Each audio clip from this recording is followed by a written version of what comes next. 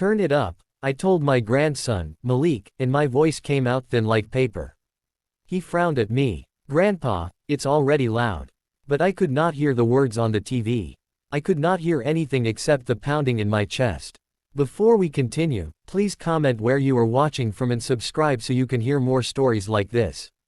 On the screen, a young man stood in front of a bright camera light. Behind him, people held signs.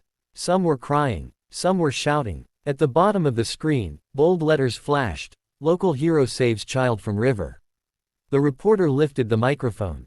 "Tell us your name." The young man looked into the camera. And my whole life collapsed. Because I knew that face. I knew the shape of those eyes. I knew the curve of that mouth. I knew the tiny scar on the left side of his chin, the one he got when he was 5 and tried to jump from the kitchen chair onto the sofa because he thought he could fly. My legs went weak. My hands started shaking. "No," I whispered. The young man's lips moved again. The reporter smiled and nodded, like she had just heard something amazing. I grabbed the arm of my chair so hard my fingers hurt. "Malik," I said, "pause it. Pause it now." Malik scrambled for the remote and pressed the button. The screen froze. The young man's face stayed there, staring right at me like the TV had turned into a window. I stood up too fast and felt dizzy. My stomach twisted. The room tilted, like the floor was about to slide away. "Grandpa, are you okay?" Malik asked. I could not answer. I walked closer to the TV, one slow step at a time, like I was walking toward a cliff. The face did not change. It stayed sharp and real. Not a memory. Not a dream. 32 years. 32 years ago, I lost my son. And last week, I saw his face on TV. My life fell apart because it meant only one of two things could be true. Either my son was not really gone, or someone out there had been living with my son's face while I spent my whole life crying into pillows, begging God for one more minute. My knees finally gave up. I dropped onto the rug. Malik ran to me. "Grandpa." I put my hand up. Just give me a second." My mouth felt dry. My tongue felt too big. My eyes burned, but the tears did not fall yet. It was like my body did not know what to do. On the screen, the young man's eyes were calm. Not scared. Not confused. Calm. How could someone look calm if they had just been pulled from a river? Then I noticed something else. On the back of his neck, half covered by his shirt collar, was a mark. A small dark mark, like a tiny birthmark. My heart squeezed. My son had the same mark. I knew because when he was little, he used to run around the house after his bath, laughing, shaking water everywhere, and I would catch him and wrap him in a towel like a burrito. That mark would peek out, and I would tap it with my finger and say, "This is your secret dot." He would giggle and say, "Don't tell anyone." My breath came out broken. Malik knelt beside me. "Grandpa, who is that?" I swallowed hard. "His name is Daniel." Malik blinked. "But Grandpa, your son's name was Daniel," I said again, louder, like the word could hold me up. "My son, Daniel." Malik's eyes went wide. He looked at the frozen screen, then back at me. "But, you said he died." "I did," I whispered. "That's what I was told." The room went quiet. Even the fan sounded far away. Malik looked scared now. "Should I call Mom?" "No," I said quickly. "Not yet. Because if I said it out loud to someone else, it would become real in a new way. It would stop being something only my heart could feel." I pushed myself up slowly and sat on the couch. My hands were still shaking. "Play it again," I told Malik. "From the start." Malik hesitated. "Are you sure?" "Yes." He pressed play. The reporter's voice filled the room. The video showed the river. The water was moving fast and brown. People pointed and shouted. Someone screamed, a child. Then the camera swung and there he was again, climbing up the muddy bank, holding a small boy in his arms. The boy was coughing and crying. The young man was breathing hard, but he held the child tight like he would never let go. The reporter spoke again. "You jumped in without thinking." "Why?" The young man answered. His voice was deep, but it had something in it that made my skin prickle. Not the exact sound I remembered, because boys become men, voices change. But something else. A rhythm. A softness under the strength. Malik leaned forward. "Grandpa, he's a hero." I could not speak. The reporter smiled. "Tell us your name again." The young man looked into the camera and said clearly, "My name is David." David. My son's name was Daniel. So why did my heart scream, Daniel, when I saw him?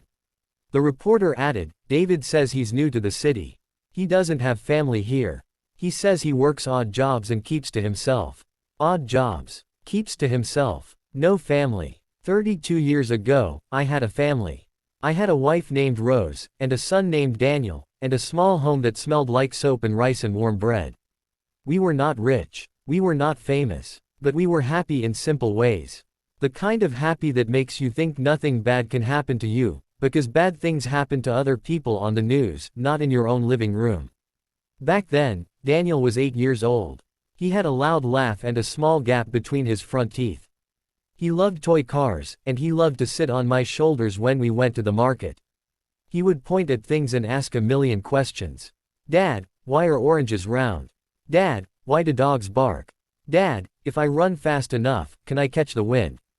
I would laugh and tell him, maybe one day. Rose would shake her head and smile. You're filling his head with dreams, she would say. Dreams are free, I would answer. On the day I lost him, the sky was bright and the air smelled like rain that never came. It was a normal day. That is what hurts the most about the worst days of your life. They often start like any other day. Rose was folding clothes. Daniel was playing with his toy car on the floor, making engine sounds with his mouth. I had just come home from work, tired and hungry. Daniel looked up and grinned. Dad, can we go to the river today? Just to look. I want to see the big fish. I frowned. The river is not a playground. I won't go close, he promised. Rose said, maybe another day. Daniel begged. He did that thing where he put his hands together and made his eyes big, like a puppy. I sighed. Fine, but we go after lunch, and you stay beside me. He jumped up and hugged my waist. Best dad. That afternoon, we walked to the river path. It was not far. People sold snacks nearby. Kids ran around. Old men sat on benches and talked. Everything looked safe. That is the second thing that hurts. Danger does not always look like danger. Daniel stayed close at first, holding my hand. He asked questions. He laughed when a bird flew down to drink water. He pointed at a man fishing. Then I heard someone call my name. Elias. A voice shouted. I turned. It was a man I knew from work, waving at me. He walked over, smiling, talking fast, asking about a job issue. I listened. I answered. I nodded. And in that small moment, my hand loosened.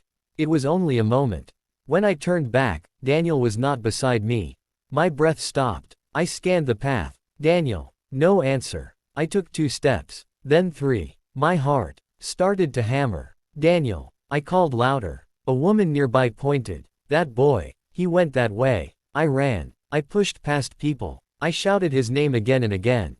Then I heard it. A scream. A child's scream. High, sharp, like it cut the air. My blood turned cold. I followed the sound to the river edge, and I saw something that still visits me in my sleep. A small blue shoe floated near the bank. Daniel's shoe. My legs almost stopped working. I stumbled forward, and the world became noise and water and shouting. Somebody yelled, he fell in. Someone else shouted, grab him. But I could not see him. Only the river moving fast, like it did not care about my son, like it would keep moving forever. I ran to the edge and looked down, and I screamed his name so loud it hurt my throat. That was the day my life broke. And now, 32 years later, I was sitting in my living room, staring at a man on TV with my son's face, and a different kind of breaking began. Because I had lived all these years with a lesson I thought I understood, that life can take what you love in 1 second, so you must love people well while you have them. But what if life did not take him? What if someone took him? Malik looked at me carefully. Grandpa, why would he be on TV? I forced myself to breathe. In, out, in, out. I don't know, I said. But inside, a new fear grew, slow and heavy. If this man was my son, then someone somewhere knew the truth. And that meant my pain was not an accident. It was a choice someone made. The reporter ended the segment with a smile. We'll be back after the break. And later tonight, we'll tell you more about David, the mystery hero. The screen changed to commercials. I sat very still. Malik said, Grandpa, what are you going to do? I stared at the TV, then at my own hands. I thought about the blue shoe in the river. I thought about Rose crying until she had no tears left. I thought about the years I spent waking up at night, hearing a child screaming in my head. Then I remembered something I had not thought about in a long time. A man at the river that day. A man I did not know. He had been standing too close, watching Daniel. At the time, I told myself it was nothing. A stranger in a public place. But now, the memory crawled back like a shadow. I stood up slowly. "Malik," I said, "do you remember the number for the local TV station?" Malik blinked. "Why?" "Because," I said, and my voice finally found its strength, "I need to know who that man is. And where I can find him." I took the remote and rewound the video again, pausing on the moment the young man looked straight into the camera. That face. That scar. That secret dot. My son's face. My life collapsing. And somewhere in my chest, a promise rose like fire. I would not ignore this. Not again. Not ever. Then my phone rang. The screen lit up with a number I did not recognize. I stared at it, frozen. Malik whispered, "Are you going to answer?" I lifted the phone to my ear. "Hello," I said. A man's voice came through, low and tight. "You've been watching the news," he said. My blood ran cold. "How do you know?" I demanded. The voice paused, then said something that made my heart slam against my ribs. "If you want to stay alive, stop looking for that boy." And the call ended. My hand stayed against my ear for a second, even after the call ended. It felt like the phone had turned into ice. Malik stared at me. His eyes were big, and his lips were slightly open like he wanted to speak but did not know what words to use. "Grandpa," he whispered, "who was that?" I looked down at the screen of my phone. The number was still there. Unknown. No name. No picture. Just a line of digits like a snake lying still. "I don't know," I said. My voice sounded far away, like it was coming from another room. Malik swallowed. He said the boy. He meant the man on TV. I did not answer right away. I went back to the TV and paused the picture again on the young man's face. I needed to see it one more time, like my brain was trying to prove something to itself. The scar on the chin. The calm eyes. The mark at the back of the neck. The shape of the ears. So many small things that matched my memories, even though 32 years had passed. My stomach turned. "Yes," I said finally. "I think he meant him." Malik stood up fast. "Should we call the police?" That word hit me like a hammer. Police. For years, I had wanted to say that word again. Not because I loved the police, but because the police were the only people who were supposed to help when life went wrong. When Daniel fell into that river, the police came. They searched. They took notes. They asked questions. They told us they did their best. But in the end, they said the river took him. They said, "We are sorry." They said, "You must try to move on." I looked at Malik. He was just a boy, and yet he was braver than many adults. He believed help would come if you asked. I wished I could keep that belief safe for him. "Not yet," I said. "We need to be careful." Malik frowned. "Careful, Grandpa, someone just threatened you." I nodded slowly. "And that is why we must be careful." My mind was moving fast now, like a wheel spinning in mud. If someone knew I was watching the news, it meant someone was watching me. It could be as simple as someone in the city. Or it could be something worse. I walked to the window and pulled the curtain back just a little. Outside, the streetlights were on. A few cars passed. A dog barked far away. Everything looked normal. But normal can hide danger. I had learned that lesson the hard way. I let the curtain drop. "Malik," I said softly, "I need you to do something for me." He nodded quickly. "Anything. Go to the kitchen," I said, "and bring me the notebook we use for grocery lists." Malik ran off. I did not want him on the phone. I did not want him scared. I wanted him useful, because fear gets bigger when you sit still with it. While he was gone, my eyes landed on an old photo frame on the shelf. Daniel at 7 years old, holding a toy truck, grinning like the world was made for him. Rose and me behind him, younger, tired, but happy. I reached out and touched the glass. My fingers trembled. "Daniel," I whispered. "If that is you, where have you been?" Malik came back with the notebook and a pen. He handed it to me with both hands, like it was something important. I took a deep breath and began to write down what I knew. 1. The man on TV looked like my son. 2. He said his name was David. 3. He said he was new to the city and had no family. 4. Someone called me and threatened me after the news. 5. That person called him, that boy. I stared at the list. It looked too small for something that big. Malik leaned in. Grandpa, what now? I tapped the pen against the page. Now we learn more. I stood up and walked to my small desk near the wall. I opened a drawer I almost never opened. Inside were old papers, old letters, old pain, Daniel's missing report, the newspaper clipping from 32 years ago, a small blue shoe wrapped in cloth. I did not open the cloth. I could not yet. I pulled out the missing report instead. The paper was yellow now, and the edges were soft from being touched too many times. Malik looked at it and swallowed again. You kept this? Yes, I said. Because a father does not throw away his child. I read the report like I was seeing it for the first time. Then, one part caught my eye, a line that had been there all along but never mattered to me back then because my mind was drowning. Witness statement. Saw a man by the river wearing a dark cap. He was speaking to the boy. My heart beat harder. A man in a dark cap. Speaking to the boy. I had remembered a stranger, but I had never allowed myself to believe it could mean something. Maybe I did not want to believe that someone could take a child in daylight, in front of people, and get away with it. Because if it was true, then the world was even crueler than I already knew. Malik read the line over my shoulder. Grandpa, that means Daniel didn't just fall. I don't know, I said quickly. Not for sure. But my voice shook, and Malik heard it. He stepped back. What if someone stole him? The word stole hit me like a slap. I closed my eyes, and the river came back to me. The rushing sound, the screams, the floating shoe. Was it real? Or was it a story someone made so they could take my son and erase him? I opened my eyes and forced myself to stay calm. Malik, I said, I need you to listen to me. We do not tell your mother yet. Not until I know more. Malik opened his mouth to argue, but then he nodded slowly. Okay. I could tell he wanted to do the right thing, but he also wanted to protect me. That made my chest tighten with love. Love and fear can live in the same place. I grabbed my jacket and my old cap from the hook by the door. Malik stepped forward. Where are you going? To the TV station, I said. Now. Yes. Right now. Malik shook his head hard. Grandpa, no. That man called you. He threatened you. I crouched a little so my eyes were level with his. Listen, when you see the truth, you don't look away just because someone tells you to. That is how bad people win. Malik's face looked confused. But you could get hurt. I nodded. I know. Then I placed my hand on his shoulder. And that is why you are staying here. Malik grabbed my sleeve. Don't go alone. Let me come. No, I said firmly. You stay. Lock the door. If anyone knocks, you do not open. If I'm not back in 2 hours, call your mother.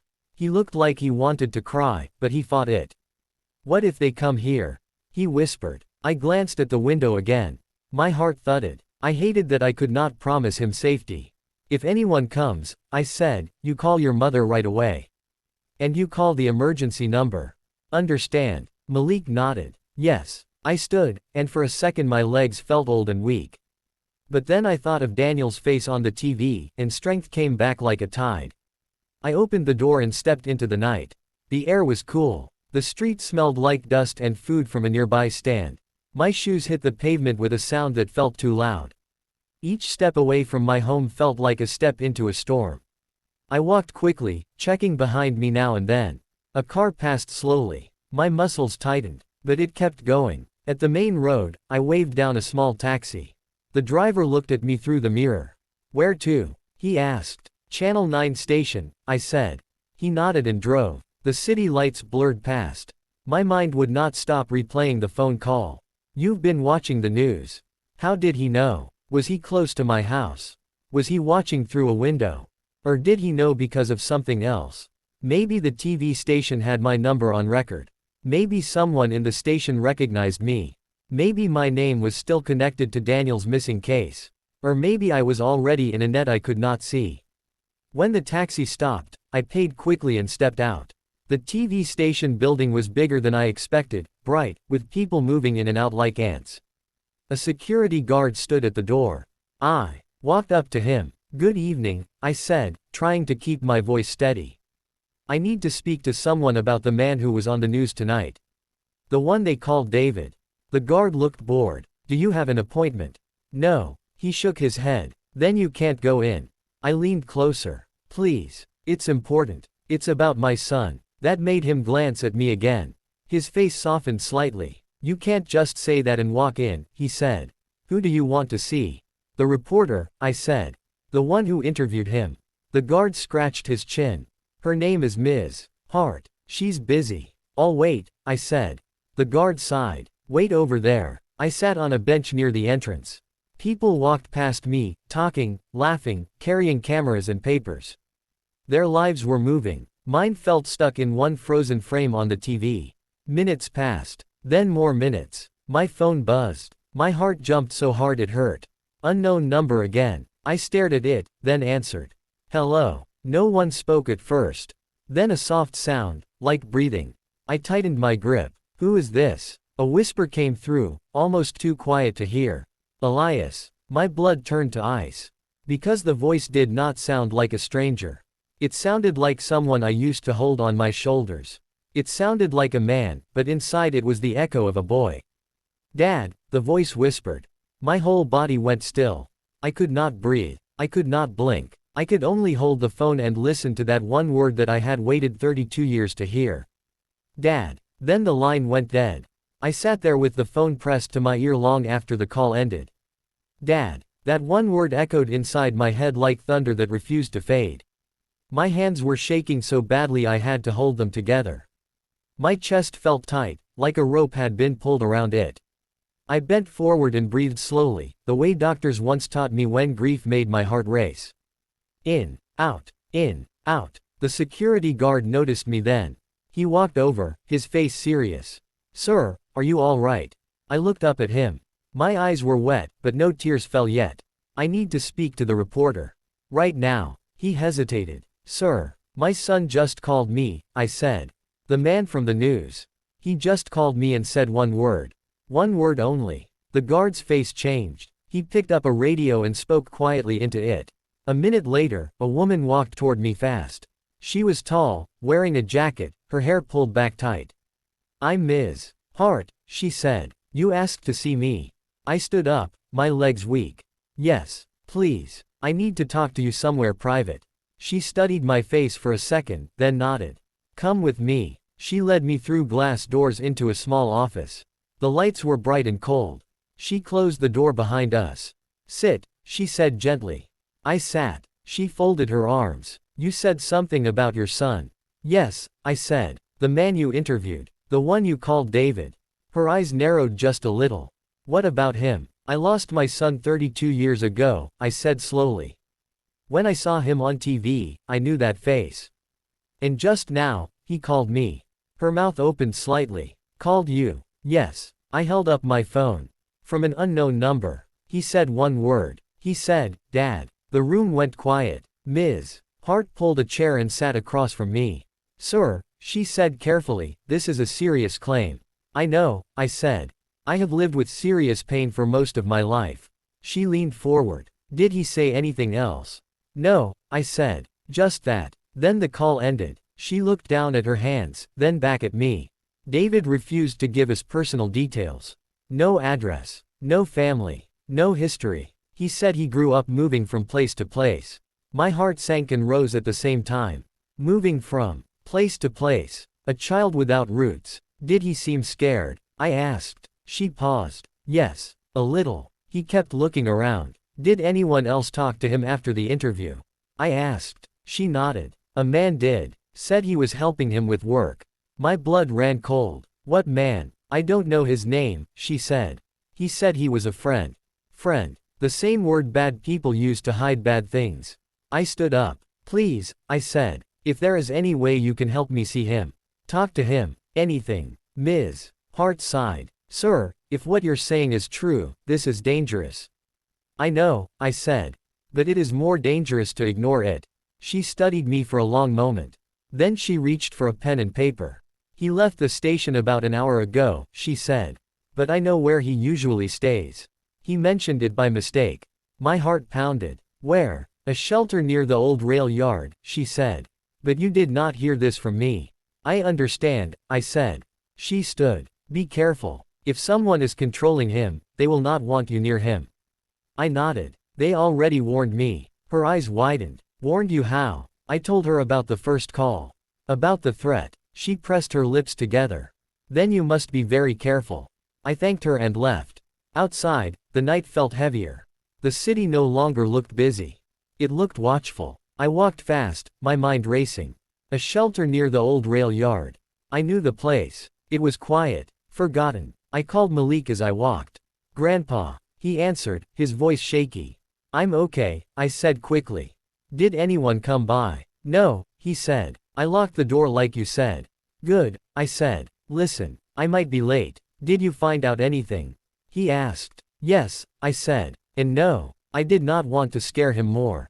Stay inside, I said. No matter what. I hung up and flagged another taxi. As we drove, memories flooded my mind. Daniel learning to ride a bike. Daniel crying the first day of school. Daniel falling asleep on my chest when he was sick.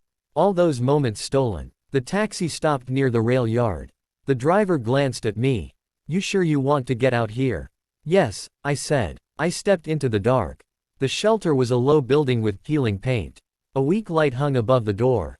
2 men stood nearby, smoking. I pulled my cap lower and walked past them. Inside, the air smelled like soap and old clothes.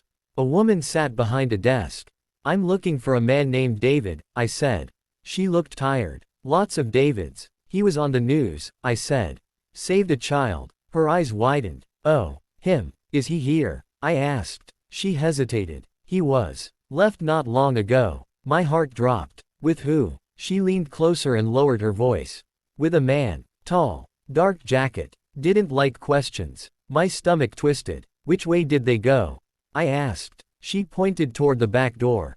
Toward the tracks. I thanked her and hurried outside. The rail yard was quiet. Rusted tracks stretched into the dark. A cold wind blew, carrying metal smells. I walked along the tracks, my heart pounding. Daniel, I whispered. If that's you, please.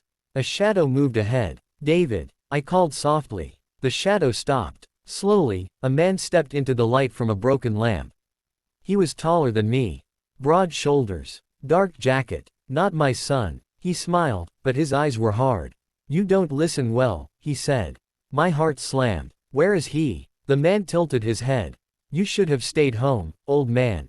My fists clenched. Where is my son? He laughed quietly. Your son. That boy belongs to the past. I stepped forward. You stole him. His smile faded. Careful. Behind him, another figure moved. Then I heard a voice. Dad. I turned. A man stepped out from behind a freight car. My knees almost gave way. It was him. Older. Taller. Stronger. But it was him. Daniel, I breathed. He looked at me, fear and hope fighting in his eyes. Run, he said suddenly. Dad, run. The man beside me grabbed my arm. And behind us, headlights flashed on. A truck roared to life. Doors slammed. Footsteps rushed toward us. The man tightened his grip. Too late. And in that moment, surrounded by shadows, engines, and the face of my lost son, I realized I had walked straight into a trap. The man's hand crushed my arm like a clamp. Pain shot up to my shoulder, but I did not cry out. My eyes were locked on Daniel. My son. Standing there in the cold light, real and breathing. Dad, don't fight him, Daniel said fast. His voice shook, but his eyes were sharp. Please. That word hurt more than the man's grip. Let him go, I said to the man. This is between me and my son. He laughed, low and ugly. You don't get to decide that. The truck's headlights burned my eyes. 2 more men jumped down from it. One had a flashlight. The other cracked his knuckles like this was just another job. Daniel stepped forward. Leave him alone. I'll do what you want. My heart broke again. What did they want from you? I shouted. Daniel looked away. The man holding me leaned close. I could smell smoke on his breath. You should thank us, he said. We raised him. Like a prisoner. I snapped. The man's grip tightened. Watch your mouth. Daniel suddenly moved. Fast. He shoved the man holding me, just enough for the grip to loosen. Pain flared, but I pulled free and stumbled back. Dad, go. Daniel shouted. I did not go. I grabbed Daniel's arm instead. I felt the strength in it. He was no longer the small boy I lost, but he was still my son. We leave together, I said. For a split second, hope flashed in his eyes. Then one of the other men swung a stick. I saw it too late. The blow hit the side of my head. White light exploded in my vision. The ground rushed up to meet me. I heard Daniel scream, "Dad!" Boots moved. Voices shouted. Someone cursed. I tasted blood. Through the blur, I saw Daniel fighting. Not wild. Smart. He ducked, twisted, kicked. He had learned how to survive. That hurt almost as much as the blow. A flashlight beam swept over me. "He's still breathing," someone said. "Finish this," another voice replied. Daniel broke free and stood over me. His chest heaved. His eyes burned. "Don't touch him," he shouted. "You promised." The tall man stepped closer. "We promised you food and a place to sleep. Not freedom." Daniel looked at me. Really looked. "I tried to find you," he said fast. "When I got older. But they moved me. Changed my name. Told me you didn't want me." Tears filled my eyes. "I never stopped looking," I said. "Never." His face crumpled for half a second. Then he straightened. "I won't let them hurt you," he said. He did something I did not expect. He reached into his jacket and pulled out a small object. A knife. The men froze. "Back away," Daniel said. His hand shook, but the blade stayed up. The tall man laughed again, but this time it sounded nervous. "You won't use that." Daniel swallowed. "Try me." For a moment, no one moved. The wind blew across the tracks. Somewhere far away, a train horn sounded. Then red and blue lights flashed at the end of the yard. Sirens. The men cursed. "Police," one hissed. The tall man grabbed Daniel. "You did this." "I didn't." Daniel shouted. "I swear." The grip on me loosened as they scrambled. Someone kicked dirt over me as they ran. Daniel tried to pull free. "Dad," he shouted. "Get up." I forced myself to my knees. My head spun, but I pushed through it. The police cars were closer now. Voices shouted. Commands. One of the men jumped into the truck. The engine roared. The tall man dragged Daniel toward it. "No!" I screamed. Daniel reached back, his fingers brushing mine. For one breath, one heartbeat, I had him. Then the truck lurched forward. Daniel slipped from my grip. The truck sped away, tires screaming on metal and dirt. Police officers ran past me, guns raised, shouting orders into radios. One knelt beside me. "Sir, don't move. Help is coming." I stared at the dark road where the truck disappeared. "They took him," I whispered. "They took my son." The officer followed my gaze. His jaw tightened. "We'll find him." I wanted to believe that. I wanted to believe it 32 years ago too. As the sirens faded into the distance, I felt the same fear wrap around my heart. History was trying to repeat itself. And this time, I was awake enough to know it. I woke up in a white room with a steady beeping sound beside me. For a moment, I did not know where I was. Then my head throbbed, and everything came rushing back. The rail yard, the truck, Daniel's face disappearing into the dark. I tried to sit up. "Easy," a voice said. A nurse gently pushed me back. "You've had a head injury." "My son," I said at once. "They took my son." She looked at the door. "The police are here. They want to talk to you." Two officers stepped in. One was young. The other had gray hair and tired eyes. "We caught one of the men," the older officer said. "The driver." The others ran. My heart jumped. "And the boy? The man from the news?" The officer nodded slowly. "He's alive." My chest felt like it might burst. "But they moved him," the officer continued. "We tracked the truck to an old warehouse outside the city. By the time we got there, he was gone." I closed my eyes. 32 years ago, I stood by a river and watched hope disappear into water. Now I watched it disappear into roads and buildings. The young officer spoke softly. "But this time is different." I opened my eyes. "We have names," he said. "We have faces. And we have witnesses. Including you." The older officer leaned forward. "What you saw on TV saved him. If he hadn't gone public, we wouldn't be here." Tears finally came. Hot and heavy. "I saw my son," I said. "After 32 years. "Yes," the officer said. "And he saw you." They let Malik come in later that day. He ran to my bed and hugged me carefully. "Grandpa," he whispered, "are you okay?" I held him close. "I am now." That night, I could not sleep. My head hurt, but my heart was louder. Daniel was alive. Taken, moved, renamed, lied to. but alive. 2 days later, the call came. The police found him. He had escaped on his own. When they brought him into the room, I did not recognize the clothes or the scars. But I knew the way he stood. I knew the way he looked at me, like a boy who was scared and hopeful at the same time. "Dad," he said. I stood, even though the doctor told me not to. We did not run. We did not shout. We walked into each other's arms. 32 years fell away. He cried. I cried. Grown men, broken and healing. "They told me you didn't want me," he said. "They said you let me go." I held his face in my hands. "I searched for you every day of my life." The men who took him were part of a group that stole children and raised them to work, to obey, to survive quietly. Daniel was not the only one. But his courage broke the silence. The story went back on TV. This time, it was not about a hero at a river. It was about a stolen child who found his way home. Daniel chose to keep the name David too. "It helped me survive," he said. "But Daniel is still inside me." We started slowly. Talking. Remembering. Learning each other again. Some days were quiet. Some days were hard. But every day, we chose truth. Here is the lesson my life taught me, and I want you to hear it clearly. Never stop asking questions when something feels wrong. Never believe silence means peace. And never think love disappears just because time passes. Sometimes, what you lose is not gone. Sometimes, it is waiting for the moment you are brave enough to look again. And I did. After 32 years. And my life did not fall apart. It came back together.